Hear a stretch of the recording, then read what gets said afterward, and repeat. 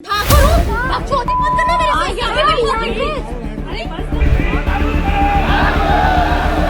जूते को सर पर रख सकते हैं? क्या रखेंगे? अपना जूता सर पे रखेंगी? जो जिस कैटेगरी, जिस लेवल का, जिस स्तर का है उसी स्तर रहने दीजिए उसको।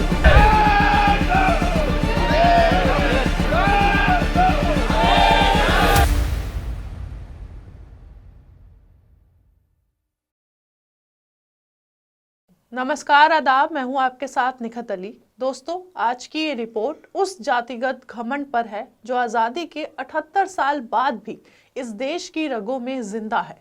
और 78 साल बाद जब यूजीसी की शक्ल में बराबरी का एक नियम सामने आया तो वो भी सवर्णों ने विरोध कर छीन लिया।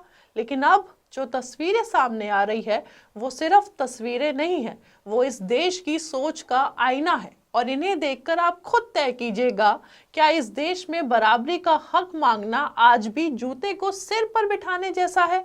और जब किसी को धमकाना हो तो अपनी ऊंची जाति का रोब दिखाना है? क्या इसी सोच की वजह से यूजीसी के नए नियमों को लागू होने से पहले ही रोक दिया गया?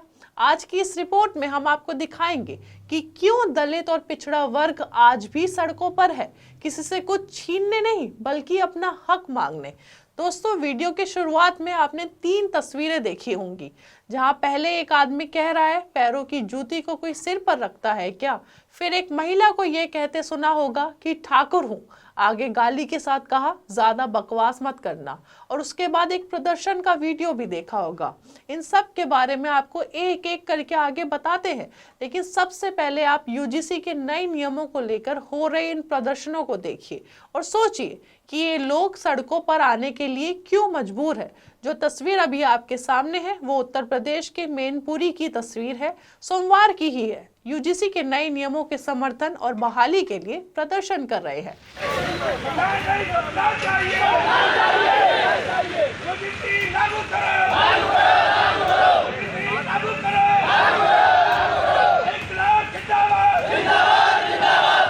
यूजीसी यानी यूनिवर्सिटी ग्रांट कमीशन का ये नियम कोई एहसान नहीं था दोस्तों, बल्कि संविधान में दिए गए समानता के अधिकार को लागू करने की एक कोशिश थी।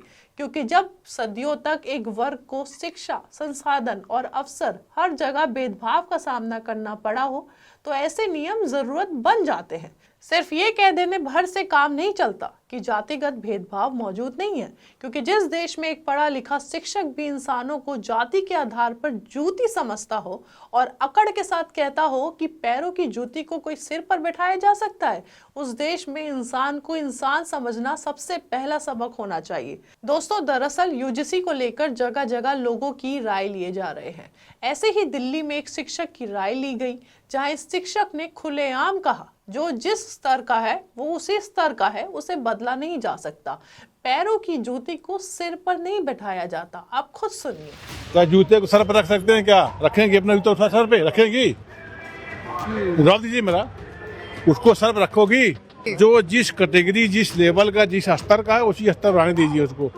बदल नहीं पाएंगे, क्योंकि जब भगवान ने नहीं बराबर कर पाया तो हम लोग क्या कर पाएंगे? इस वीडियो में रिपोर्टर कहती रही कि आप जो कह रहे हैं वो लोग सुनेंगे। बावजूद इसके इस शिक्षक ने पूरी अकड़ के साथ कहा कि हाँ, पहुंचा दीजिए हमारी बात, जूती को सिर पर नहीं बैठाया जाता। दोस्तों, अब आप बताइए, यूजीसी का नियम आ जाता तो सवर्णों की जाति को लेकर ये अकड़ और घमंड कम नहीं हो जाती? जिन्हें जूता समझते हैं उन्हें इंसान समझना पड़ता। इसलिए तो यूजीसी के नियम को लागू होने ही नहीं दिया गया। दोस्तों, एक और तस्वीर आपको दिखानी है सोमवार की, जो फिर ये साबित कर रही है कि ऊंची जाति का होना इस देश में एक वरदान की तरह है। जाति की अकड़ दिखाकर सामने वाले पर अपना रोब दिखाना एक नया ट्रेंड बन गया है। आपने सत्ता और सरकार से लेकर आईएएस और आईपीएस तक जातिगत भेदभाव देखा होगा, लेकिन अब उत्तर प्रदेश के कानपुर से एक निजी बैंक से आई ये वीडियो देखिए।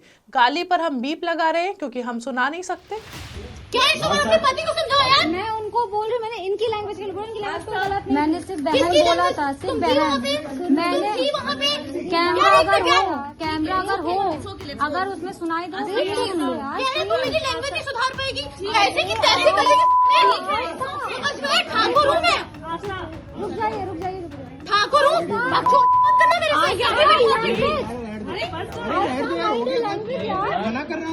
तो देखा आपने ये वीडियो, ये तस्वीर कानपुर के HDFC बैंक की शाखा की है। जाति का रोब झाड़ने वाली और गाली दे रही इस महिला का नाम आस्था सिंह बताया जा रहा है। मामला किसी महिला ग्राहक की शिकायत का है। आगे क्या हुआ, शिकायतकर्ता की किस बात पर ये महिला कर्मचारी इतनी आग बबूला हुई, ये साफ नहीं है दोस्तों। लेकिन आपने इस महिला को सुना जो अपनी जाति का रोब दिखाकर सामने वालों को अपनी अकड़ दिखा रही है। बैंक की ये महिला जाति के साथ साथ गालियों की बौछार भी कर रही थी, यहाँ तक कि मारपीट करने को तैयार थी, अपना लैपटॉप उठाकर फेंकने को तैयार थी सामने वाले पर। साथ ही कर्मचारी समझाने की कोशिश कर रहे थे, लेकिन वो समझने को तैयार ही नहीं थी। उल्टा वो कहती हैं, मैं ठाकुर हूँ, मेरे सामने ज्यादा मत बोलना। ऐसे की तैसे करेगी, मैं ठाकुर हूँ, मैं रुक जाइए ठाकुर हूँ, बकचोद मत करना मेरे साथ। उन्होंने गाली भी दी, जिसे हमने आपको बीप के साथ सुनाया भी। अब इस ठाकुर की ठाकुराइनी को देखकर अंदाजा लगाइए कि कैसे आज भी कुछ लोग अपनी जाति को तलवार की तरह इस्तेमाल करते हैं। दोस्तों, इन सब तस्वीरों को देखकर सबसे पहला सवाल तो यही उठता है कि आज़ादी के 78 साल बाद भी क्या दलित और पिछड़ा वर्ग आज भी इंसान माने जाने की लड़ाई लड़ने को मजबूर रहेगा? और क्या ऊंची जाति का समाज कभी अपने घमंड की दीवार से बाहर आएगा, या फिर जाति का नशा कानून, संविधान और इंसानियत सबसे ऊपर ही बना रहेगा? आज सड़कों पर उतरे लोग किसी से कुछ छीनने नहीं आए हैं, वो सिर्फ वही मांग रहे हैं जो संविधान उन्हें पहले से देता है, सम्मान, समानता और अवसर। ये लड़ाई सिर्फ UGC के एक नियम की नहीं है, ये उस सोच की भी लड़ाई है जो सदियों से इंसान को ऊंच नीच के तराजू पर तोलती रही है। दुनिया आधुनिक युग की ओर बढ़ रही है, लेकिन क्या हमारा समाज अब भी उसी मानसिकता में फंसा रहेगा जहां इंसान को उसकी जाति के आधार पर पैरों की जूती समझा जाता है? सवाल ये भी, क्या शिक्षा बराबरी लाने का माध्यम बनेगी, या फिर वही शिक्षा जातिगत वर्चस्व का हथियार बनती रहेगी? और सबसे बड़ा सवाल, अगर आज भी इंसान को उसकी जाति से पहचाना जाएगा तो आज़ादी का मतलब आखिर किसके लिए था? ये फैसला सिर्फ अदालतों का नहीं, हम सबको भी करना है, जहां अपनी सोच को बदलकर इंसान को इंसान समझना होगा। अब आप क्या सोचते हैं इस खबर को लेकर? अपनी राय हमें कमेंट बॉक्स में बताइए। हमारे चैनल आर्टिकल 19 इंडिया को सब्सक्राइब कीजिए और बेल आइकॉन को प्रेस कीजिए ताकि हमसे आने वाली हर खबर आपके पास फौरन पहुंचे। अब इजाजत दीजिए, बहुत बहुत शुक्रिया। ठाकुर हूँ, बकचोद मत करना मेरे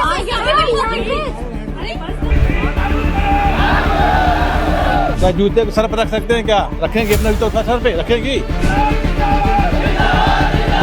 जो जिस कैटेगरी, जिस लेवल का, जिस स्तर का है, उसी स्तर रहने दीजिए उसको।